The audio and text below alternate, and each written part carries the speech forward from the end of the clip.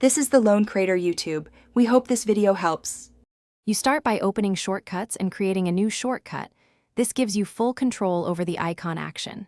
Tap plus, choose Add Action, then search for Open App. That's the core operation.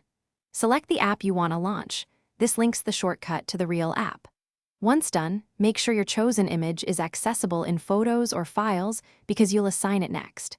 This step avoids permission delays and speeds up the icon creation process. Now customize the visible icon. Tap the 3 dots on your shortcut, then add to home screen to enter the icon editor. Tap the icon preview and pick Photo or File, crop to fill the square, and press Choose.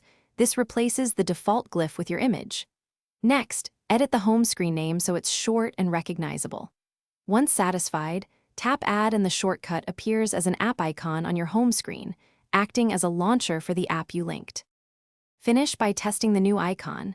Tap it and verify the target app opens directly. If you see shortcuts appear first, don't panic, that's normal on some systems. Make sure the shortcut uses the Open App action rather than Open URL or Run Script, and re-add it to home screen.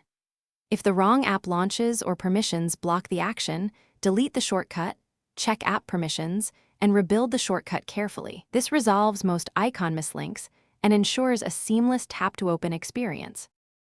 Thanks for watching. Consider subscribing if we helped you.